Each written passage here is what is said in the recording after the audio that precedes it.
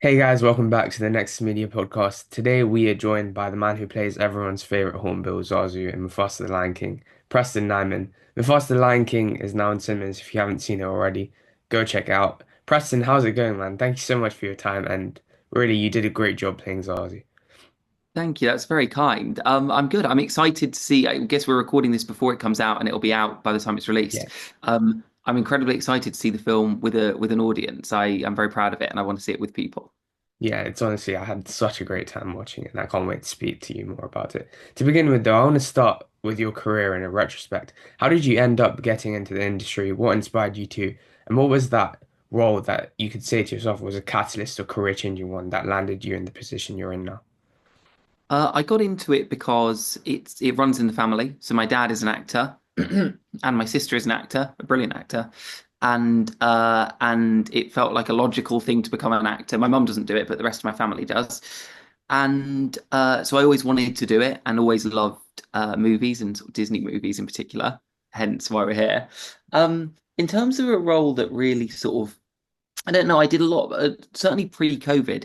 There was a lot of TV comedy in the UK, and I got to do a lot of that. So I don't know whether it did anything sort of career-wise, but in terms of learning how to hopefully be funny on TV, there were a lot of roles this country, and that was probably one that people asked me about quite a lot.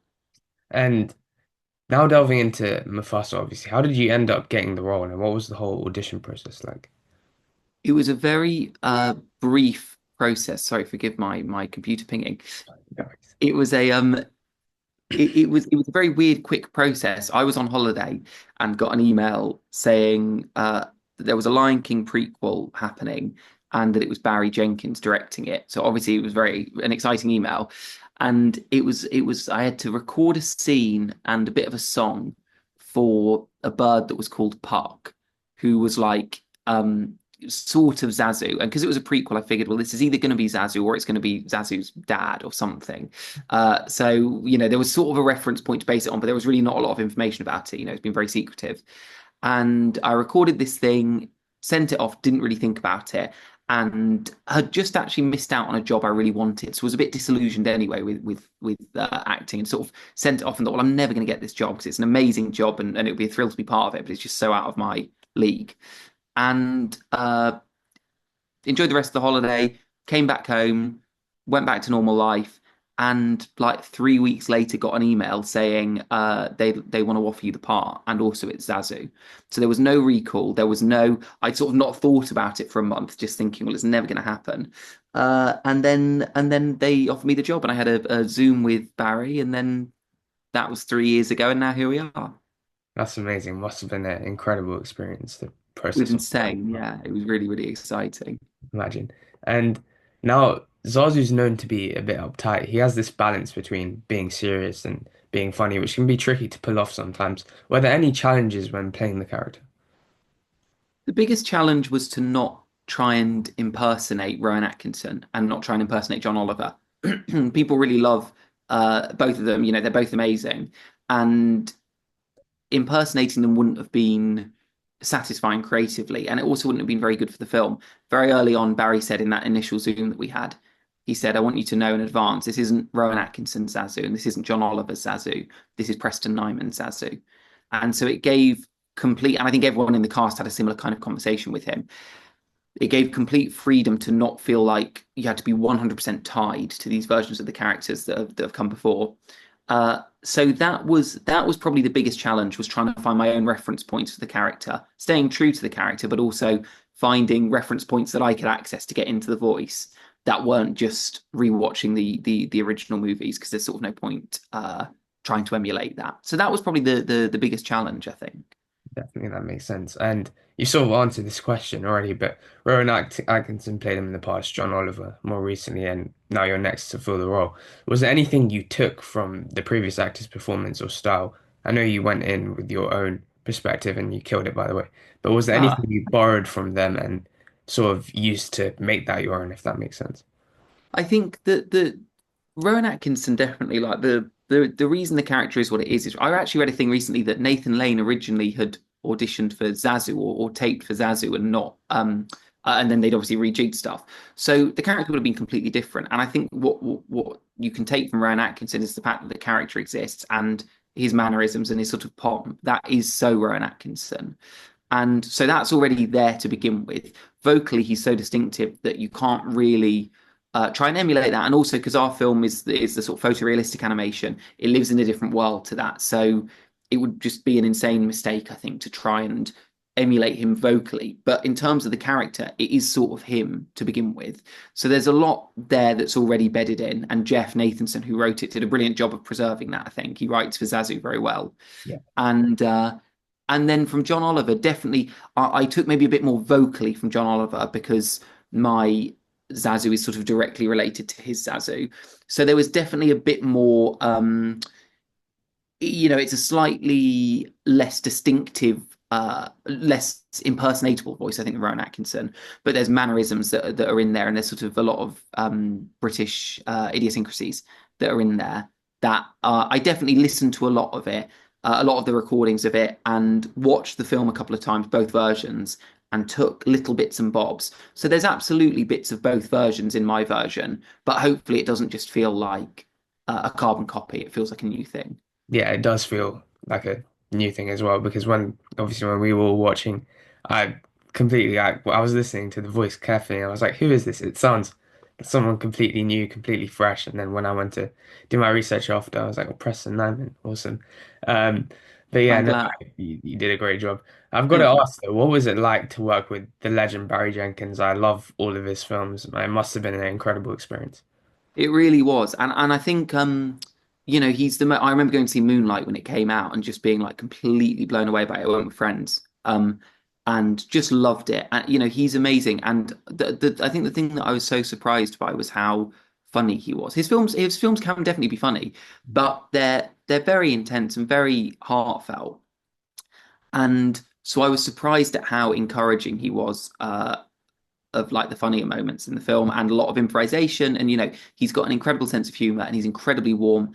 I think part of the reason why everyone, has been so positive, everyone involved with the project has been so positive about it, is because Barry is, and it comes from the top down, and you can feel his passion and his love for the Lion King generally, but also for this film. I think also I've seen a lot of kind of I think film Twitter and Letterboxd and people are very quick to kind of assume that anything Disney is a cash grab. It's this, it's Yeah. that, and he's doing this so he can make a good film next. And actually, I think it's so naive and it couldn't be further from the truth, which is he's been the most amazing director and the most thoughtful director and has nothing but kind of passion and love for this film. And it isn't just a jump to the next film. It's truly like this is a Barry Jenkins film and you can feel him all over it.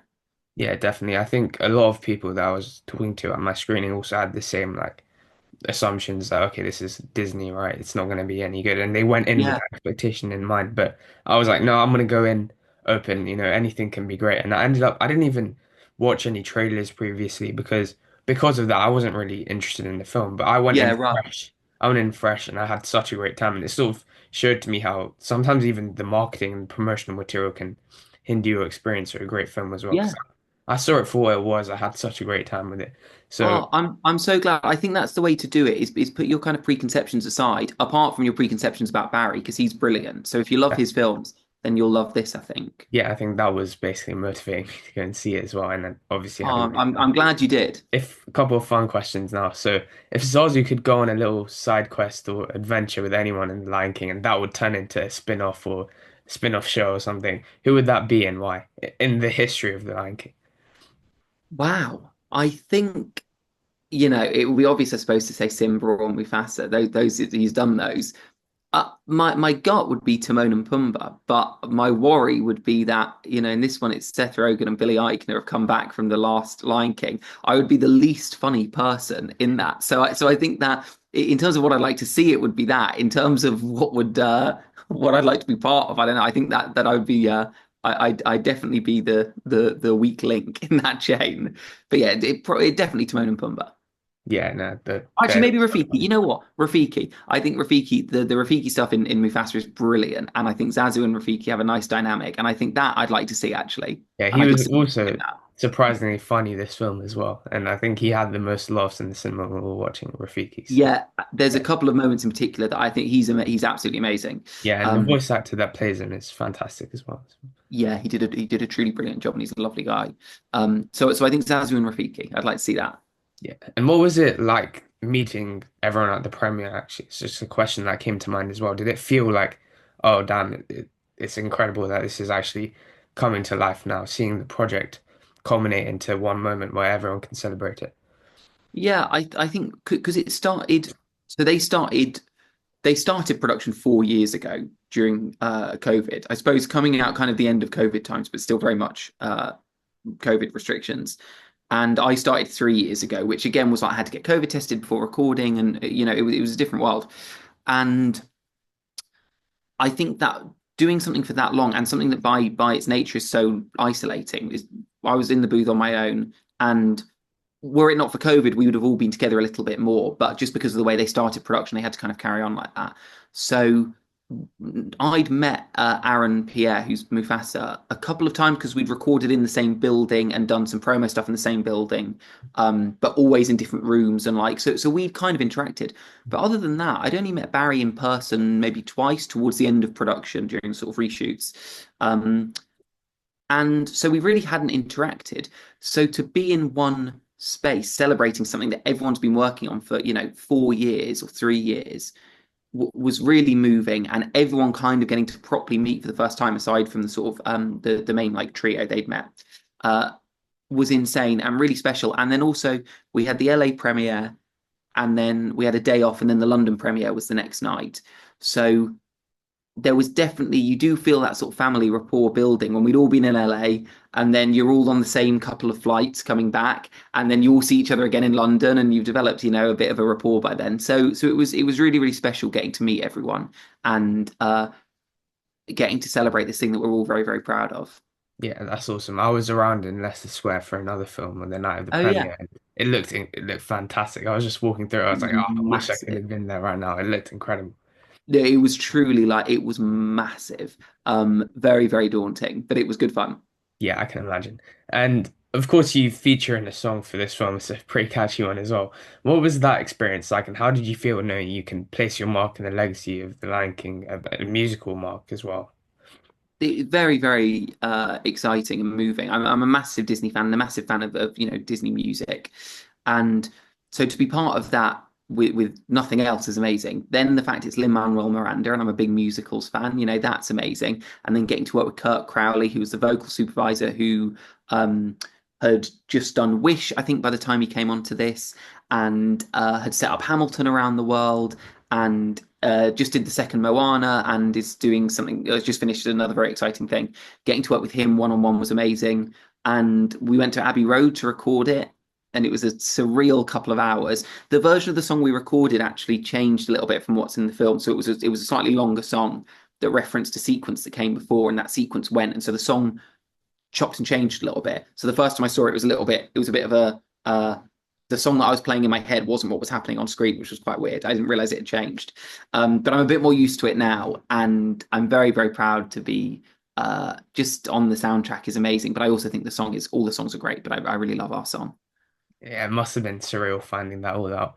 And The Lion King's always been deep with its moral messages, and Mufasa delves into this as well. What has working on this film done for you as a person, not just career-wise, but for you as an individual and for character building, if it has, anyhow?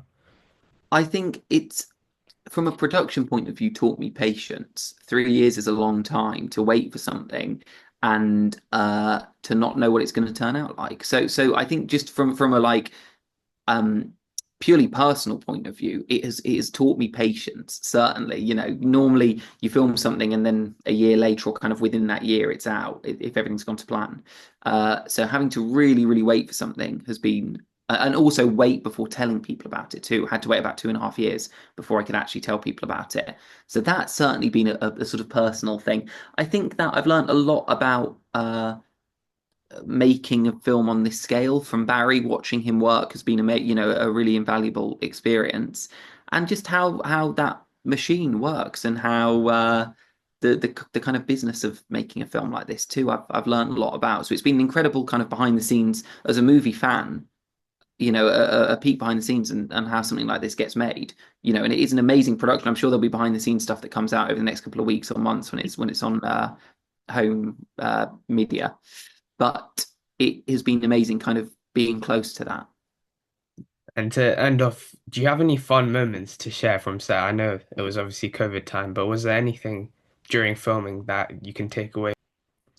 There was one that, yeah, there's a couple that really stick out. Getting to work with Barry in the same room for the first time was a really lovely memory, just because it was such a celebration that we could all be. It was me and Aaron and Sheila team and Barry were in the same room recording, and that was lovely. The biggest like oh my God memory I think I have from it, aside from just the crazy adventure all of it's been, is during the first session I recorded was I think the hottest day on record in the UK. It was absolutely roasting, and I went in for a couple of hours to record and came out, and it had actually rain had broken. It was a very like Lion King moment that was like, oh, finally there's some rain. So it was very moving. But in the session, Barry had already told me in our initial kind of meeting that he was very happy for me to improvise. There were certain kind of parameters I had to improvise around, but he was very happy for just to kind of have fun and see where it goes. And I was improvising a little bit, but you're testing the waters because I hadn't worked with any of these people before, and there's hundreds of millions of dollars being pumped into the scene. You don't quite know what the rules are. So I was being a little bit cautious. And Barry said over Zoom, he was directing it over Zoom, and he said, "Look, Seth Rogen's in this movie, Billy Eichner's in this movie. You've got to hold your own against them."